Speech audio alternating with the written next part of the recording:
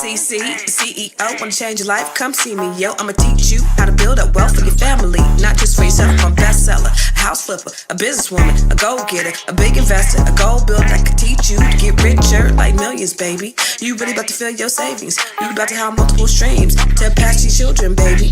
Let me teach you to get your credit on track in the long run. You'll make it all back at Catalyst and watch it all psychology black on firm, but we ain't all black. Hey everybody, what's up? It's your girl, Constance Carter. Yes, we are live here today. It's Friday, and I'm excited to be here. I love coming on live every day. See, I was having a problem at first with, Dr. Boyce Watkins and I talked about the idea of me getting on here every single day to talk to you. I was like, oof, because let me tell you something. I get tired of hearing myself talk sometimes. So I'm like, I know these people get tired of hearing me talk if I get tired of hearing myself talk. So, I just had some trepidation about just being here every day. But there's just so much information that I want to share with you. And I think that, we just need to engage more and have these dialogues about how to grow your money. Okay. So before we get started, I see people already chiming in. I know we have people that watch from all over the world. So I would like for you to put in the chat where you are watching from, because I want you to talk back to me and talk black to me. Okay. So I want you to put in the chat where you're watching from, because I want to shout you out, first of all. Okay. Second of all, we're on a bunch of different streams. So wherever you're watching from, I want to make sure that you're following us, that you're subscribing to us. If you're on Fly Nubian Money, Fly Nubian Queen, make sure you subscribe to that channel, the Fly Nubian Queen. Make sure you also subscribe to me and follow me. I am Constance Carter everywhere. Okay. Subscribe to Fly Nubian Queen, subscribe to Constance Carter, follow I am Constance Carter on Facebook, Instagram, and everywhere else. All right. And then always share, because we're always going to talk about something that I think is important to us as people. So the purpose of this show, you guys, is to show you ways to grow your money, not just your money, but your wealth, because wealth is a holistic experience. Okay. It's not just about the money you have in the bank. It's about your relationships. It's about your health. It's about your family. It's about your business. It's about all those things. It's about your spirit, all of those things. And of course, it's about money too. So when we talk about grow family, it's important that you grow in all areas of your life. Okay. So all those things are affect your ability to grow your family, your money, your spirit, your home, your relationships, and then you internally. So I want you to know that the purpose of grow your money is to grow holistically. But today we are going to talk about Miss Wendy Williams. And this is not a gossip show. I don't want to talk about the gossip of Wendy Williams. This isn't just the fact that she's worth millions, but she only has access to $15, y'all. This is abuse, I think, or maybe she's warranted to be there. I don't know.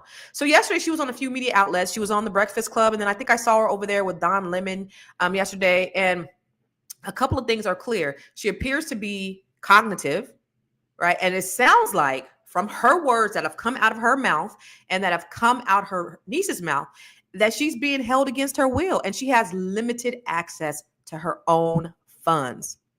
What kind of shit is that? She's made millions and millions and millions of dollars, but she has limited access to her own funds. That's crazy. So I want to talk about it. I have a couple of very, very special guests. My co-host, Miss Black Hollywood, we'll bring her on shortly when she's ready, but I do have a special guest with me today. She is a prominent DC attorney. Oh, yes, we got the big dog here. This is Miss Dee McCurran. Deirdre. I call her Dee. Deirdre McCann. Deirdre or Deirdre? Deirdre. Okay, Deirdre. But I know her. I know her for real. But I just call her Dee. Yes, she does. Deirdre McCann. She is a prominent DC attorney. She's also a screenwriter. And she has a movie that's out in film festivals all over the place. It's a great short movie called He Only Hit Me 4 Times. He Only Hit Me 4 Times. About domestic abuse. And she's also a part of the Net7 Collective, which is a community of beautiful, bold Black women who are like movers and shakers from all over the country. So Let's do this. I want to show you all a video. I see. Let me shout these people out real quick. I see Andre Clark from Cali. I see Terry Cobb, Kim from Ohio, Sharif from Boston, Dennis from Minnesota, Rose from South Carolina, Gwendolyn from Ontario. What's up, Rose? And I know, I also want to hear from some people who are across the pond, because I know we have people that listen to us from Africa and Asia and Europe and those places as well.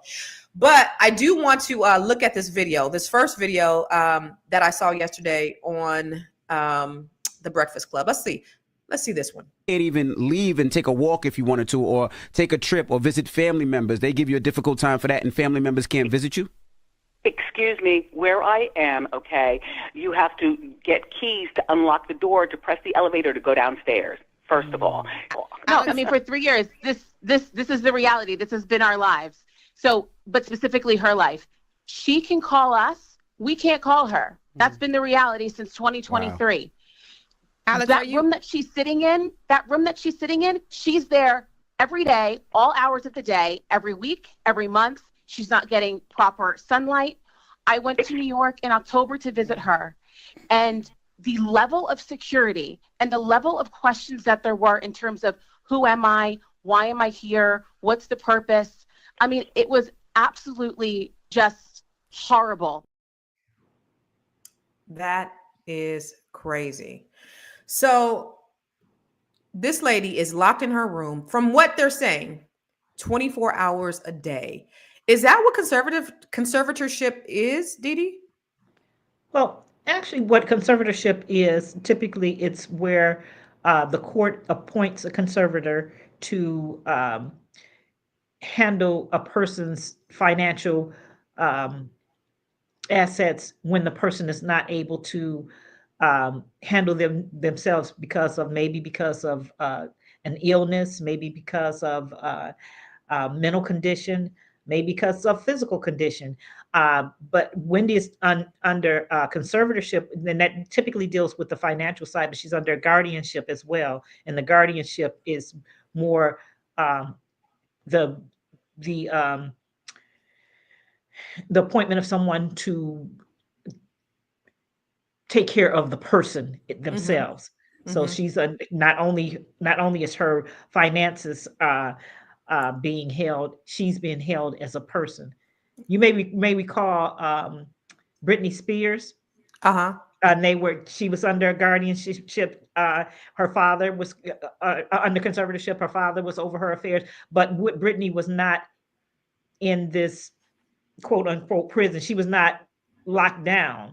She was still able to. So the guardianship also has.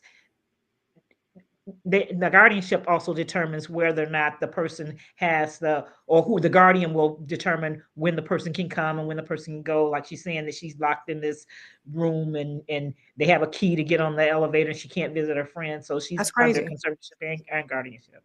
That's crazy. So the idea of having a conservatorship is somebody was taking advantage of her, or she was misappropriating her funds, or she was diagnosed as being incompetent in order to handle her own funds, right? Is that the idea? Is that the purpose? Well, in Wendy's case in 2002, Wells Fargo, which was her bank, and her former financial advisor petitioned the court to get a legal to put her into conservatorship because they were claiming that she was a victim of undue influence and financial exploitation. So basically, they claim that somebody was taking advantage of her financially. So they petitioned the court at that time in 2002. Now, since that time, she has been diagnosed with. That was 2022. That was 2022 or 2022. 2022 is when she was put into the conservatorship because of what they claim to be under, and I don't know who they were claiming was taking advantage of. Basically, somebody was taking advantage of her financially. That's what they say, and she was not competent enough to prevent it. And the court obviously agreed with them and put her into conservatorship. But then in 2023, she actually was diagnosed with a form of dementia. But does conservatorship mean lockdown? I mean, does it mean prison? Like, okay, I can see having to manage her money and maybe Yes. give her an allowance, but that means she doesn't have access. Let's talk about it because they also said that she doesn't have access to her family. Alex, Let's watch talk this. about the great time that we had and seeing my Yeah. dad. We all went out and had like a party at one point. Yeah. Your dad's gonna be 94 next month, right? Listen, my Well, dad that's is a whole nother conversation. 94. That's a whole nother thing. Like, I don't know whether I'm allowed to fly to Miami to say happy birthday to my dad to get him. I want to get him. Look. Well, that person that you talk about who's holding me hostage. Sabrina Morrissey, your guardian. God. We got to say her name. We got to put her name out there. Sabrina Morrissey, Well, her listen. guardian. I don't know that she's going to let me because she already said to see my dad for his birthday. You know, he's going to be 94. So, I mean, it's one thing to say, okay, I'm going to make sure that they're not financially abusing her, but to keep her locked in, Wendy used the term held hostage, and I cannot see my family. That doesn't sound like conservatorship. That sounds like prison. It does. It does. And part of that is based upon the fact that they're claiming that she did not have the capacity to care for herself. And it's kind of strange to me because even if I have a child, if my child becomes incapacitated or my husband or whatever, I can take care of them myself.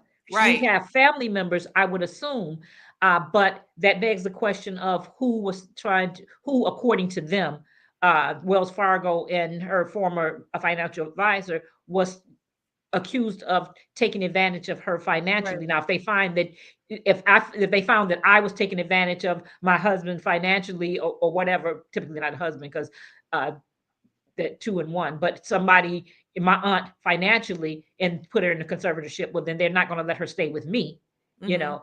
But I would assume that she has other family members that could have, you know, and that's all assumption that, you know, that could take her in and could care for her. And even if someone else is over her and could be over her financial affairs, but that's reason. different than from financial to physical. So like, okay, maybe the sister is taking advantage of her. Well, she still got a son. Okay, well, maybe the son is taking advantage of her. Well, she still has a niece. She has more than just that person. So I don't see how alienating her from her family is actually protecting her. But I want to bring somebody else on the stage, my co-host, Miss Black Hollywood, to talk about it. So Miss Black Hollywood is Tiara Williams. She is all things Hollywood. And I thought she would be so great to join in this conversation because she, number one, you got insight on, you know, what the happenings are in Hollywood. But I mean, of course, you're in the know, and you know much more than I do. And so, what's your take on all of this, girl? Do I know more than you do? You do. First of all, good morning. You're in Hollywood. I am in Hollywood. I am.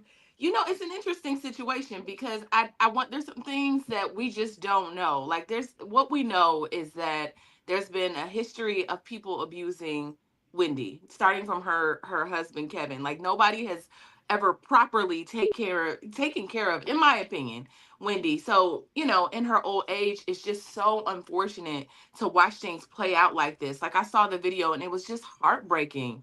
It reminded me, I know you guys already talked about this, about the Britney Spears conservative. And I actually watched that documentary that is on Netflix of Britney Spears. And the level of like, she can't move unless her father gave her permission.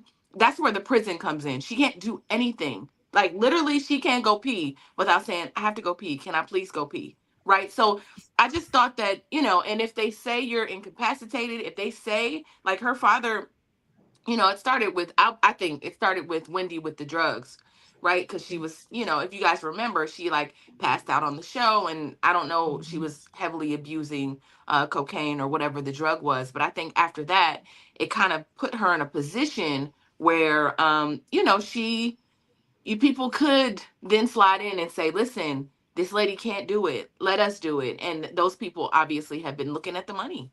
Yeah. But then so is isolation the best thing for her? And then Ricardo said there's a conflict of interest between the judge and the conservator. This is a scheme to rob her of her finances and free will.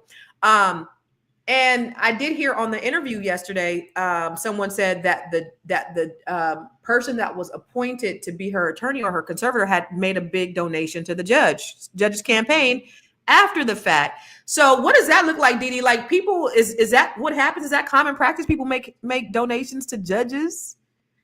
In these days and times, it seems to be more and more. That's a whole nother subject. Have you I'm seen our saying, you seen behind the black curtain in the whole realm of the legal stuff, and then you're in DC also, so I'm sure it's not uncommon. Yeah, but it's really not supposed to happen. It's not supposed to happen. There can certainly be a conflict of interest if you're donating to a judge that you're appearing before. I have a friend who's a judge. Matter of fact, when you called me the other day when we were doing the book, my friend who I was going over her house, she's a judge. If I had a case in front of her, I would have to reveal to the opposing party that I know this person, that I, went to school with this person, and we are friends, and they have an option to say, to ask her. And 9 times out of 10, she probably would recuse herself anyway. So even if it's no impropriety, if you have what they call the indicia of impropriety, which means it looks like it's not right, then you should remove yourself. But going back to what Miss Black Hollywood was saying, I mean, I think that people have taken advantage of her, and I do think it started with her drug abuse, which made her easy target. Mm-hmm. And once she became that easy target, somebody probably was taking advantage of her financially when they first filed for this conservatorship.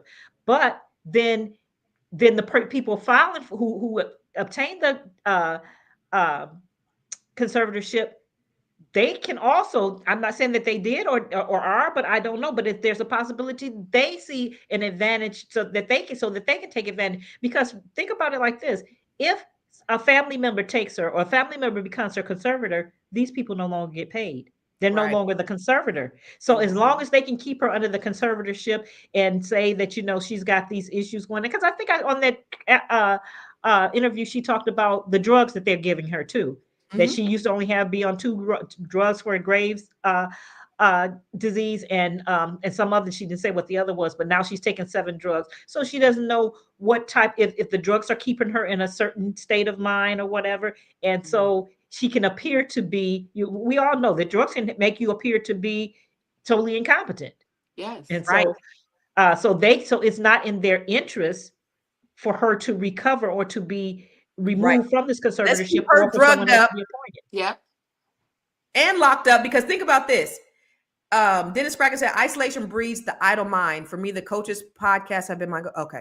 But the idle mind part, right? So you think about when people are in solitary confinement in prison. What happens when they're in solitary confinement in prison? There's a breakdown mentally. They end up having nervous breakdowns. They end up losing their minds completely. If you isolate somebody long enough, I mean, whether she's on drugs or not, or whether she had mental problems or not before or not, when you isolate this woman, what you think gonna happen? She's gonna become mental, right, Tiara? Yeah. Listen, I mean, it also keeps her from being able to talk, right? Let's lock her in a room. She can't say nothing. And on the other side of that room, we can say, we're taking the best care of Wendy. She has luxury everything. She's being fed. She's being all the things, right? But Wendy doesn't have a say. Then she says she felt like it was a luxury prison.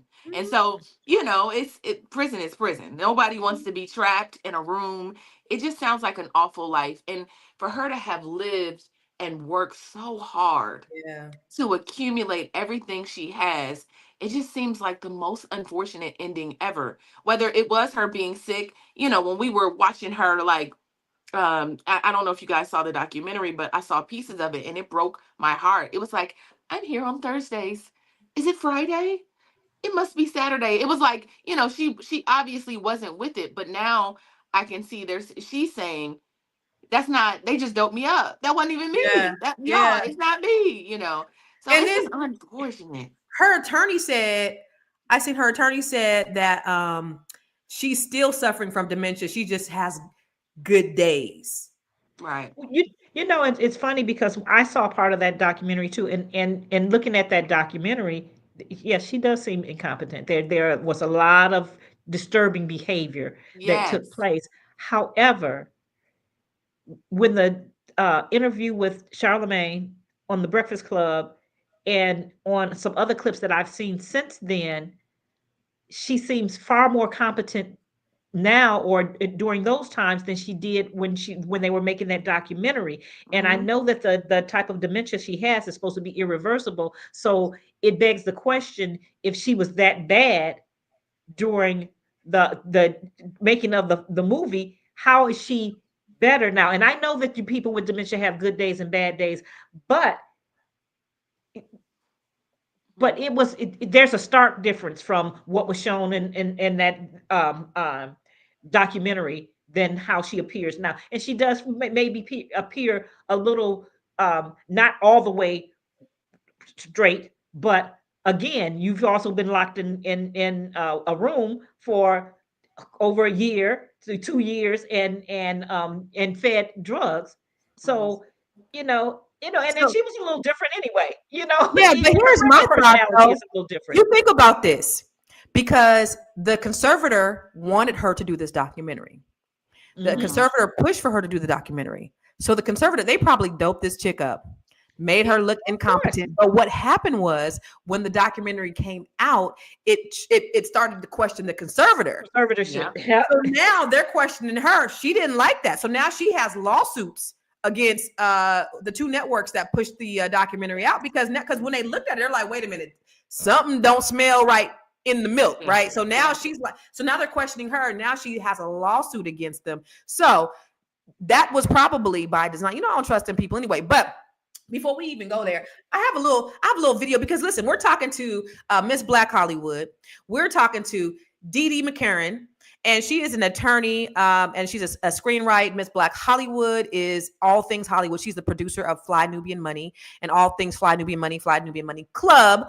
But Dee Dee is she's a part of Net7 Collective, and I just wanted to show you a little bit about the Net7 Collective. 3 or 4 years, I've been praying for a business coach. I knew that a coach, I read many times that all the most successful people have a coach. Coaches have coaches. I've learned how to purchase land. I've learned how to do overages in real estate. And I even learned some different things with credit, that I've gotten my credit cleaned up with my bankruptcy, that I'm almost in my home stretch. Doing everything right now and applying it. I finished 2 ebooks. If I could do it, anybody can do it. And started a nonprofit. Gotten more out of this than I ever anticipated. Constance has done an amazing job at placing systems to allow us to understand how to prosper in our businesses. I'm telling you, I would move heaven and earth not to miss one of these sessions. Yay! So those are a few of the ladies from the Net7 Collective. Dee Dee happens to be one of the beautiful, brilliant, boss Black women that's a part of the Net7 Collective, which is a organization, a community of women from all over the country that are just learning, growing, sharing together. And guess what? Dee Dee, you got yours? You got yours? I don't have it with me. I was thinking about that. It's upstairs. My book is upstairs. Yes. So Dee Dee is a co-author of this book that we have being released on the 20th called Unbreakable. Yes, so it's for sale right now on Amazon. The pre-sale is on Amazon, but it'll be released on the 20th. So I just want to shout out a beautiful boss Black woman. I have 2 here with me today. But let's go back. So before we went to the little commercial, I talked about how the conservator had possibly doped her up, put her on camera, but it backfired. What do you think, Tiara? You think that's a possibility? I definitely think it's a possibility. I mean, you brought up something, a great point, Deidre, and it's like, right? I did notice, but I was just like, what is going on? It just feels very confusing, right? And so for Wendy to come out and say, actually, y'all, and how did she get to do this interview if she's locked away? I'm just so confused about, like, can somebody answer that question for me? How was she able to do this without her conservator or her guardian? The one yesterday? Yes. She said her phone dials out, but they can't call in. So her conservator is not there. Okay, so let's look at this. She even mentioned that she might get in trouble on one of them, that they was like thinking that she might get in trouble for doing the interview. Yes, I want to show you what happened when the Breakfast Club sent Lauren, which is one of the ladies in the Breakfast Club, to go see her yesterday. Alex, we sent Lauren LaRosa, who works here on the Breakfast Club. You know, I connected her with Wendy a couple of days ago. Lauren went up there yesterday. And tell them what happened, Lauren. Yeah, I was going to ask you, Alex, was it like this for you? When I got there, the people at the front were very aware that Wendy was there. They had me sign in. Her name was in the system. They had to call Sabrina to even see if I could go up there, even though Wendy was on the phone with me when I arrived. And she let them know, hey, this is my guest. I want to see her. I'll even come down. Please have someone bring me down. Because as she said, she can't get in the elevator nor leave her room without them unlocking things for her. Wow. They were aware of that and everything was fine. And I was waiting. They called Sabrina a couple times and she didn't answer the phone when they called. And then all of a sudden things just like flipped. These like men came out and they're like, well, who are you? And what are you here for? I told them who I was. I told them I was there to see Wendy. They said, we don't have anyone here by that name. Oh, wow. They never said to me. Did you believe that? No, I didn't did I not make it upstairs? They basically told me I didn't even feel comfortable still being in the lobby the way that I was treated. Like it was insane, especially being as though Wendy was on the phone with me when I walked in and she spoke to the concierge herself and said, I want to see this person. She is here for me. And then these people are like, she's not even here. What are you talking about? And I'm like, I dealt with your colleagues that had me sign in for her. She's in your system. So you're going to tell me she's not here? Or did you speak to Sabrina as well? Because they said that was protocol. You have to call Sabrina first. We don't know Sabrina and we don't know Wendy. She's not here. They said that to me multiple times. Wow. You know, and it's scary. It's very scary. Did you feel like she was in a safe space? No, I feel like if you dealing with me like that and she's on the phone with you telling you like this is, you know what I mean? I want to see her. This is my people. God forbid something happens to her and her family needs to get to her. Now, when she was walking up to the place, she's on the phone with Wendy. Wendy's looking at her from the room. Notice that she had a Chanel bag from the room. She goes in there. They call. She's like, yeah, she's here to see me. And then all of a sudden, we don't know who you're talking about. You know what it kind of reminded me of? I don't know if either one of you watched Family Business, and they had the one brother that was the crazy people were running the Wait, Family Business, who was that with? That sounds like a reality show. Yeah.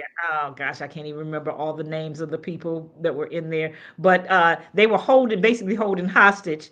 The brother who was crazy was holding hostage the brother who was sane. And when they came there and they were like, he's not in here, you know, they don't know, they had him under another name, because that's crazy. That's insane. Sounds like something from a movie. It's one thing to say that you don't have authorization to be here. You know what I'm saying? That's more legit. You have authorization to be here. She's not allowed to see anybody at this time. And maybe you might have a problem with that. But to say she's not here, we don't have anybody that name, that reeks of something very, very wrong. Sinister. Almost criminal. I mean, it's criminal. Yeah, it feels very like criminal. Yeah, it's something sinister going on for sure. Absolutely. And so I don't know. Pierre, what did you think when you saw that? Like, is that crazy? Yeah, that makes again, that breaks my heart. And you know, a lot of people, it's so funny because, you know, when we have conversations about Wendy Williams, because of her history, you know, I often see people in the comments like, this is her karma. And she spent so many years bashing and talking negatively about people. This is just what she's due. Karma never, you know, misses the opportunity to, you know, sit you down. But it's just so hard to watch play out, y'all. No matter what she's done, or, you know, I feel like Wendy deserves respect. She was the original shade room queen. She is the original gossip queen. She created the idea of all of these things back in the 90s, right? And so I just think we got to put some respect on her name and, you know, not bash who and what she's contributed to the culture. I don't think anybody deserves this. Yeah, you know, people better be very careful when they talking about somebody's karma, because ain't nobody perfect. Ain't nobody perfect. I will never say somebody deserves something, because what the hell do I deserve for the things that I put out there? Like, I don't want no bad shit happening to me because I've sinned. Nobody is above sin. Nobody's above, doing anything bad. So people better be very careful of putting their mouth on people or saying something that somebody deserves because of whatever reason that you don't like. Because we all got shit in our closet. You know what I mean? That also makes her a easier target too, because if you can point to that this person is, she's a bad person, or she's a gossip, or she did this, you can point to the things that you didn't like about what she did, makes some people less concerned about her well-being, and that and the fact that she was on drugs. So now, people like that, people tend to want to throw away or forget about. And when people that want to take advantage of people, when they see that as an opportunity to move in and take advantage of somebody, because who's going to be looking out for, if she don't have her family looking out or staying or keeping this pressed. I saw they had hashtag free Wendy. If they don't keep this out in the public or in the forefront, who's going to know? Who's going to care? Right. And they will continue to take advantage, and if they're taking advantage, to continue to take advantage and do what they want to, but they certainly will continue to be paid, if nothing else, because they will continue to be in the conservator. I love what you said about that though, because you think about that. Now, if we can play on the fact that people don't like Wendy and they think that this is what she deserves, then perhaps people aren't really going to care about the fact that, she's locked up. Maybe they're going to think that she deserves it.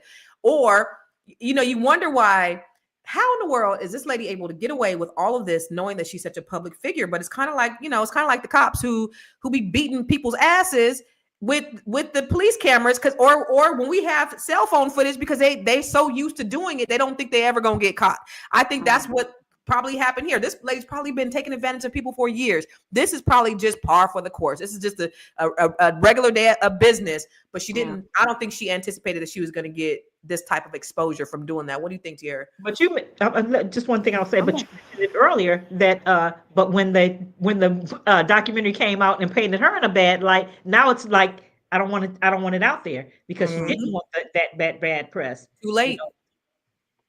Too late. I'm sorry. It just makes me think of the history of Wendy Williams. And I'm just thinking about Kevin. Remember we talked about on Fly Nubian Money, which comes on at 1 and 2 p.m. today. So come to see us. But we talked about on Fly Nubian Money that, her husband, Kevin, who is divorced from her right now, wanted to remarry her so he could take her money and then divorce her again. You know what I'm saying? Like, he wanted to literally go back and marry her again so he could divorce her again and get alimony all over again. Wait, this is after the side piece, after buying the side piece a house, after buying the side piece a car, like after having a baby with the side piece. Now I want to go back so I could re-abuse you again.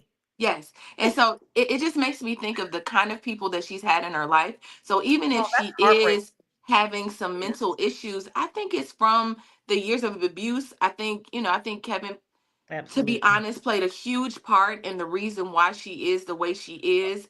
We watched a very public meltdown. We watched her be hurt on the show. We watched her kind of project. I remember when she, Wendy, like kind of attacked one of my dear friends, Tabitha Brown, for retiring her husband. And Wendy was like, good luck with that, honey, because, and it was like a whole thing because of what her husband had done to her. And so I just think we've seen the hurt and the bitterness and the pain, and that can drive someone crazy too. Let's keep it real. If you never feel loved, if you let people, especially your husband, can drive you crazy. Yeah, what a life. So y'all, for everybody who's watching, we love for you to talk back to us and talk black to us. So what do you guys think? Do you think that this is abuse? Do you think this is for her protection? Wendy Williams is worth millions and millions of dollars, but yet she has access, she said, to 15, Tierra. She said $15. All she got access to is $15. She can't call out. No, she can only call out. They can't call her. She's locked in a room, a luxury prison is what she says. She has a TV. She says, I'm just watching my life waste away. I can look out the window. The people that I'm around, she's like, they're a little, because they're under conservatorship. So she's like, I don't really want to socialize with those people. All I have is me. And then her family can't come and see her. So she was so excited to see her family. There's actually a video we had when she talks about how excited she was when she saw her family. Alex, talk about the great time that we had and seeing my dad. We all went out and had like a party at one point. Yeah. Your dad's going to be 94 next month, right? Listen, my dad. That's a whole nother conversation. 94, that's a whole nother thing. Like, I don't know whether I'm allowed to fly to Miami to say happy birthday to my dad, to get him. I want to get him. Look. Well, that person that you talked about who's holding me hostage. Sabrina Morrissey, your guardian. We got to say her name. We got to put her name out there.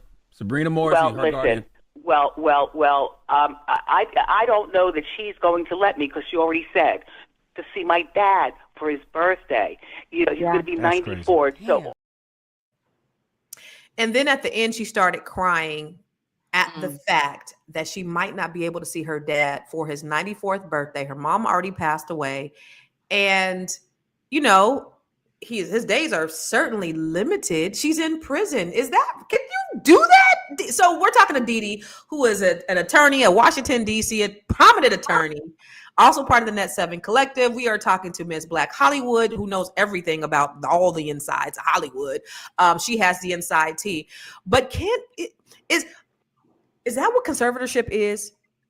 That's the part that really confuses me and troubles me. I understand not allowing her to go, even to go to see her father, if there is some concern about, her coming back or what will happen while she's there or whatever. But it's real telling that no one is allowed to come see her. Because if you're in a facility, even people in prison can have visitors come see them. So to not allow people to come see her, where you control the situation. You're in the elevators have keys. Somebody can't sneak her out. The elevators have keys, and I'm sure that they have security there. Obviously they have security there. Security came out when the person from the Breakfast Club came there. So there's no good reason why no one can come see her.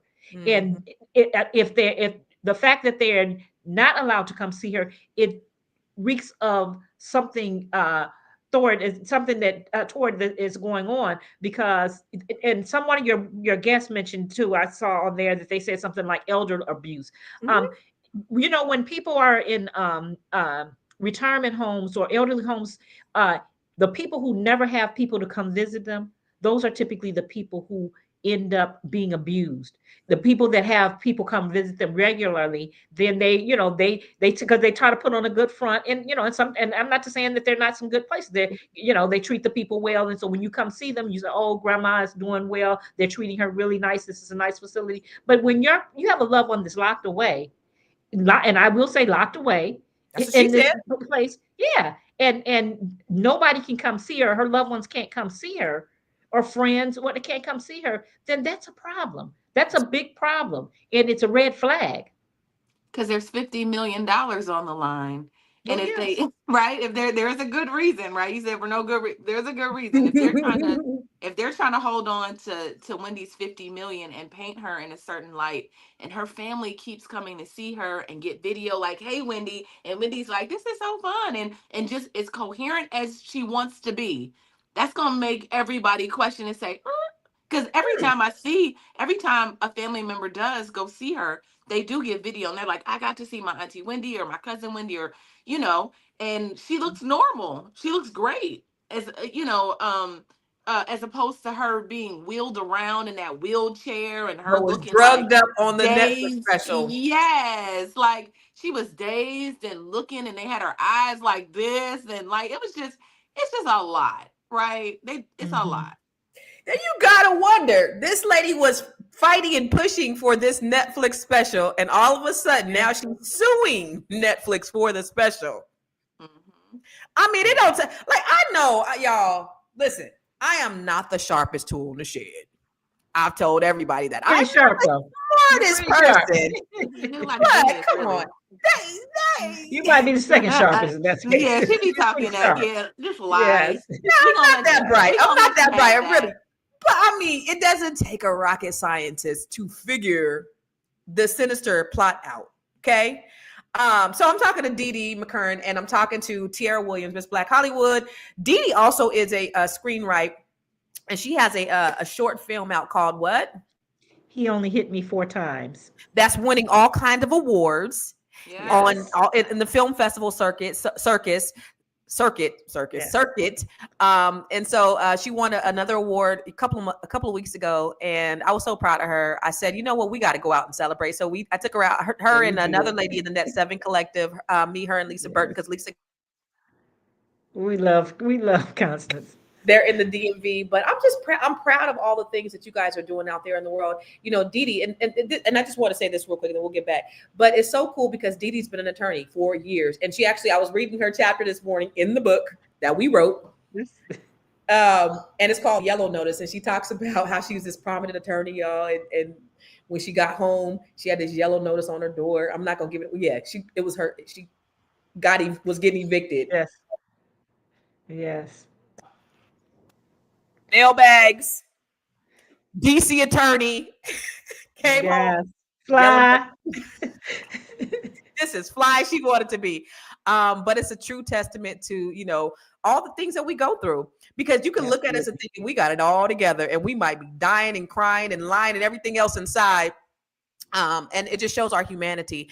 And that's what this book, Unbreakable, is about. It's about all of these really, really successful women who are doing such an amazing things, but their journey. And, we use our hardship as a blueprint to help other people. Our journeys have not been always clean and wonderful. And we weren't born with silver spoons in our mouths. And we've had struggle, and we've had to hustle. You know, I was bankrupt, broke, busted, disgusted, homeless, car repossessed, short sales work. All those things was me. But God has blessed me to be able to elevate past that. And so we've all had our experiences. Everybody got a story. And it's just encouragement to let you know that if we can do it, you can do it too. Right. So I want to show this last video I want to show before we get out of here, because I think this one is really important. Y'all, so after Lauren goes to the Breakfast Club, there was a retaliation. And you know what, Lauren, I want to say something, because I did hear yesterday about you going, and it was like the whole mess, which you just explained. Yes. Also, I want to go a little bit further with that, Wendy, because we talked about this yesterday.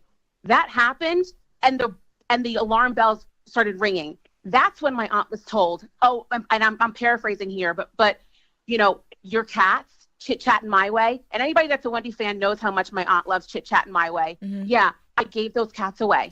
You don't have them anymore. Oh my God. Your dad's birthday? Well, that's up in the air. You're going to have to talk with Linda. Me and Wendy talked about those cats the whole way there. Yes. Oh my God. It's like she's getting punished for just trying to be a normal person to live about society.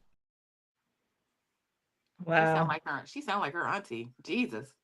Right. Doesn't she? And getting punished because somebody tried to visit her. That's crazy. And that is a big red flag. Big red flag.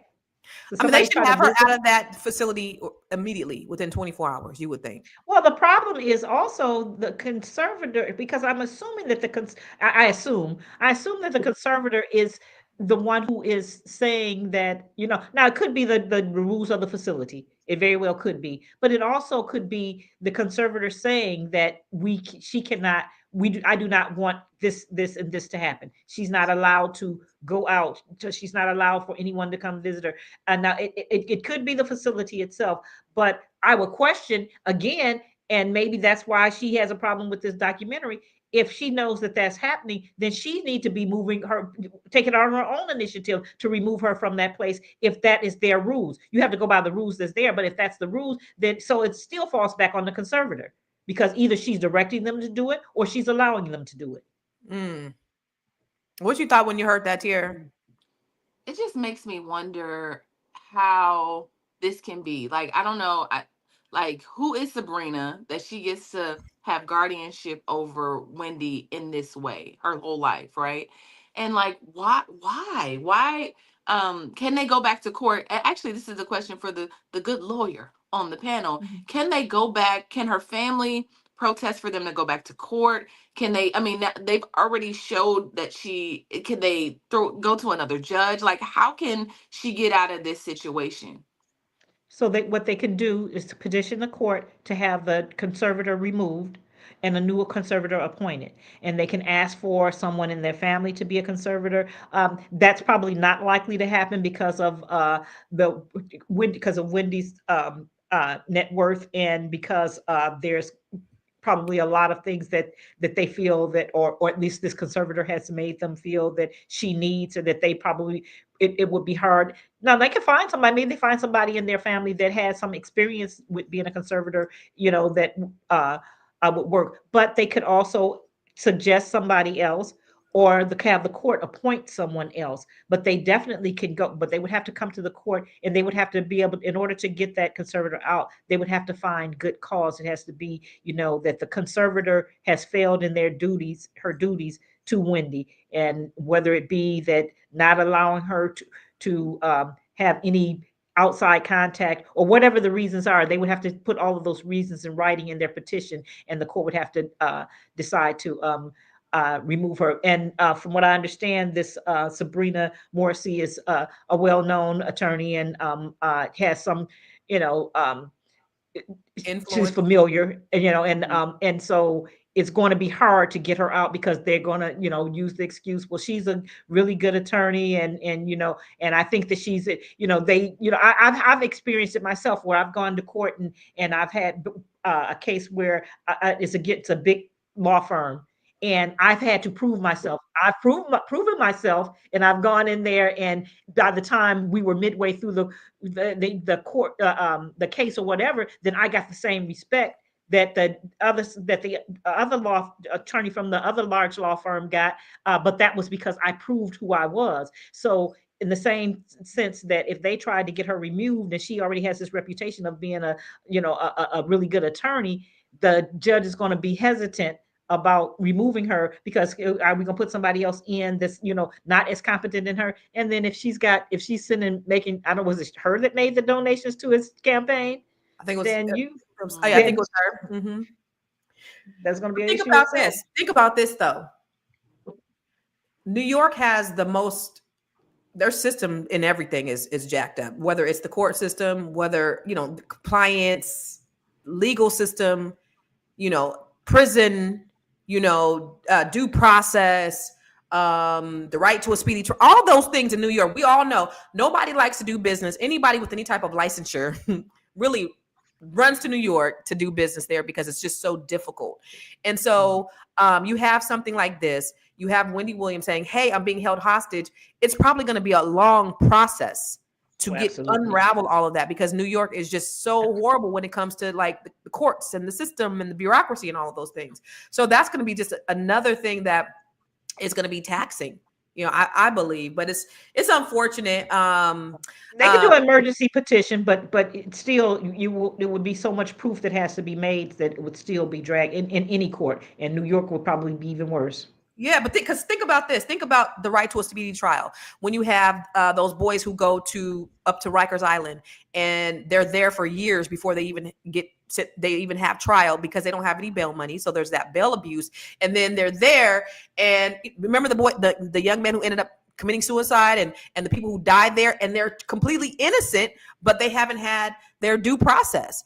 So, that just those things that happen in New York, I just, I wonder how things are going to end up playing out. But y'all, this was a great conversation. I always love to, just look at, our situations holistically. This is the Grow Your Money podcast.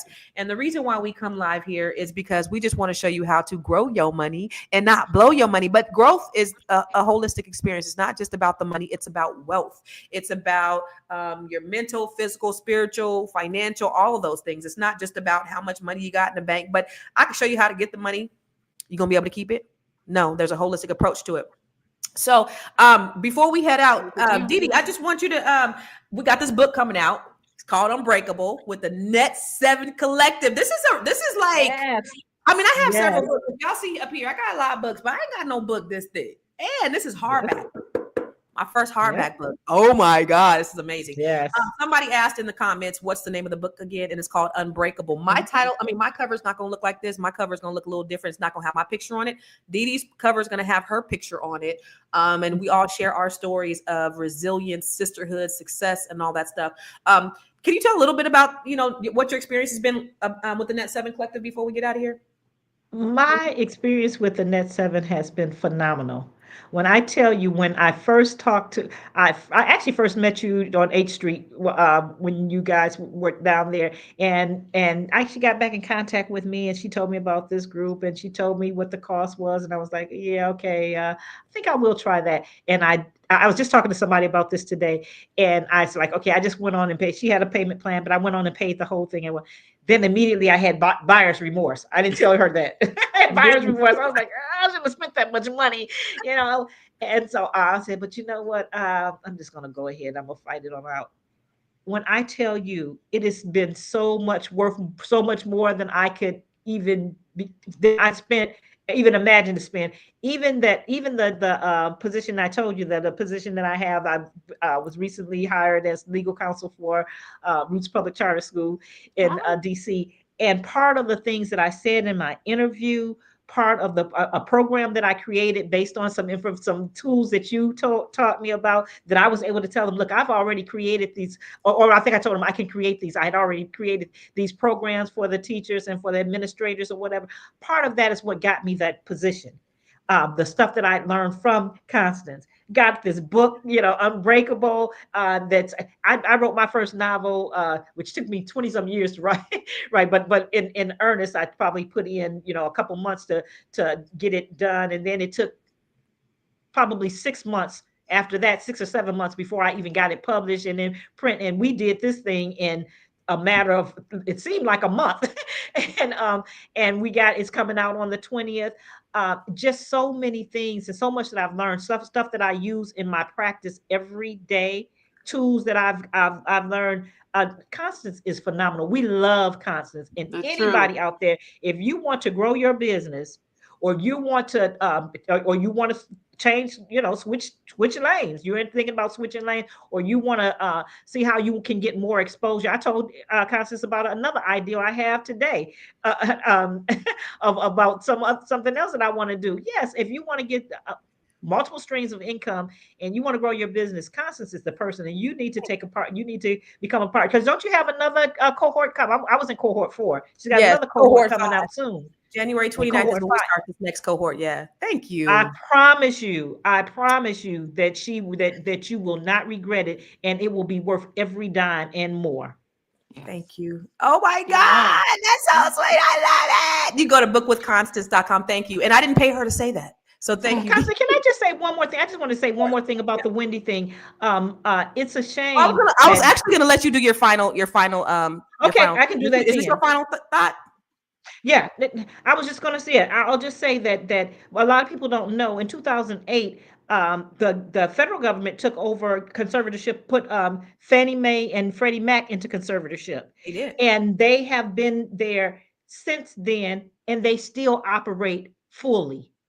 And it's a shame that a corporation, and I know that they're not a person or whatever, but it's a shame that a corporation can be taken into conservatorship, and you've got all these 2008, and what is this now, 2025, but a person can be put into conservatorship and just lose everything, lose all their rights to do anything, and it just boggles the mind that can happen, and that they don't have any choice of anything that they do. They don't, and their family members don't have any say so or whatever. I'm sure that in these the Freddie Mac and Fannie Mae, that they still, some of their executives still have some control. It might be run by the federal government, but they still have some control. But to say, as a person, to demean a person in that way, somebody who worked all those years, made all that money, and to just take all of your money away,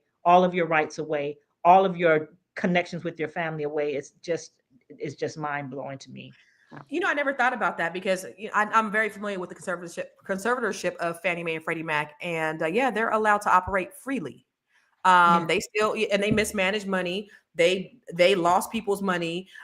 They mismanaged the business structure, and they still out here handling my money because they actually own my loan on my mortgage. So right.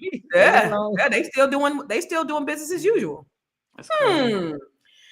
Miss Tiara, let's get your final thought. I'm not gonna put you solo because you're a little blurry today, but go ahead and do your Am I blurry? Yeah. Okay. That's okay. You know, I don't But you still look cool, girl. You still look good. You still look good. I appreciate we can see the beauty through the blur. I can appreciate that. That's crazy because I see myself clearly.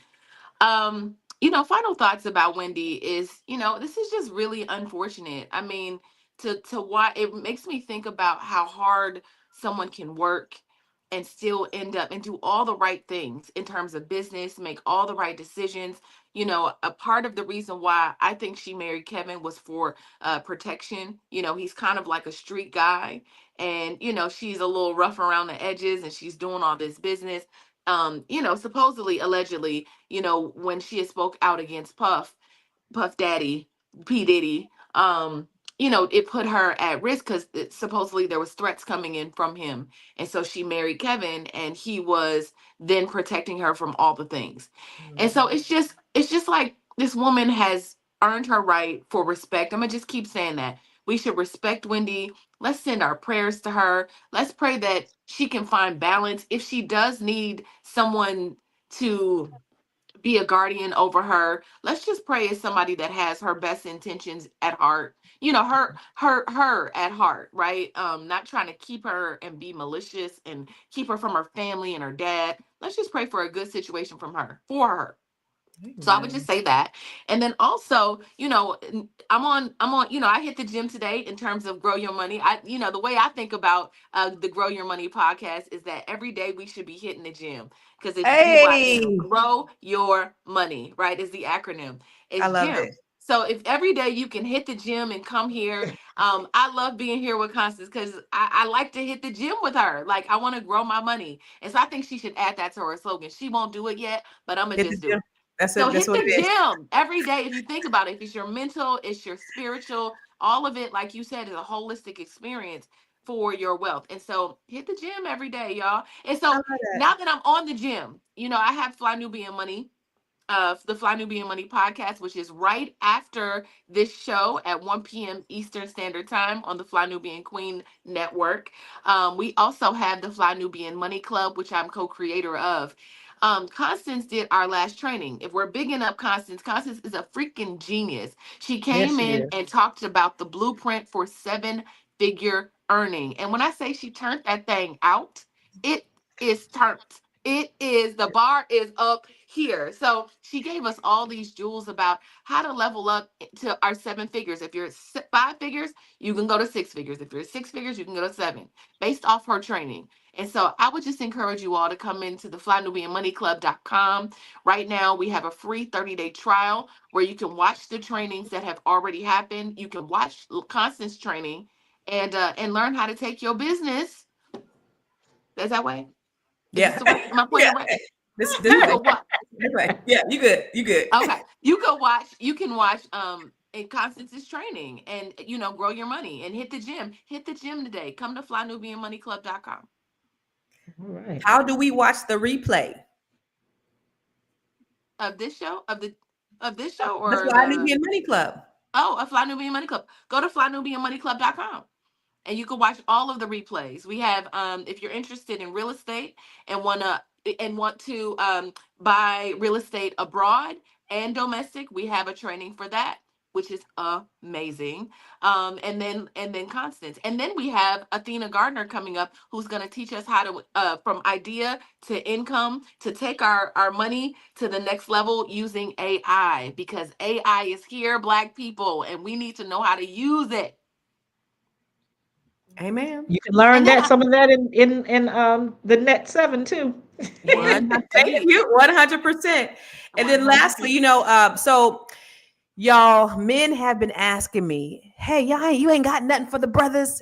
And so I was like, well, no, I mean, not nothing like that, right? Because one thing I know is the reason why I do Net7 is because I love Black women. Number one, I love us, but I love Black people, and my goal is to help us to close the wealth gap. I did a TED talk a couple of years ago. It's called "Google That Shit." It has like 440,000 views, and it's one of the best TED talks I've ever seen. But I'm obsessed with closing the wealth gap because there was an article in Forbes magazine in 2017 that said that by the year 2053, Black median wealth was going to be a 0. And so I don't believe that. They didn't, like I always say, they didn't fuck around and gave us the internet. They didn't fuck around and gave us AI. It's a wrap. It's a wrap. Okay, so that's not going to happen. But I also believe that Black women are the great equalizer. There's an African proverb that says, when you teach a man, you teach an individual, but when you teach a woman, you teach a nation. So I think women are on the forefront. It doesn't mean that men can't do it or men aren't a part of it, but just my ministry and my mission and my passion and my goal is to help Black women, because I believe that, we multiply. When you give us a house, we're going to make a home. Yes. When you give us some food, we going to make a meal. You give us seed, we going to make a baby. Like, we do all things. And so we not only learn about it, we share it, we grow, we community, and that's what the Net7 Collective is about. Is about all those things. So shout out to, I think her name is Lisa, who scheduled an appointment with me. She went to book with Constance. Shout out to her, who scheduled an appointment to talk about it. But also, I'm coaching men. I'm not doing a cohort because number one, men don't be invested in themselves like that. But I am doing one-on-one coaching for men, women, boys, girls, Black, white, Asian, whatever.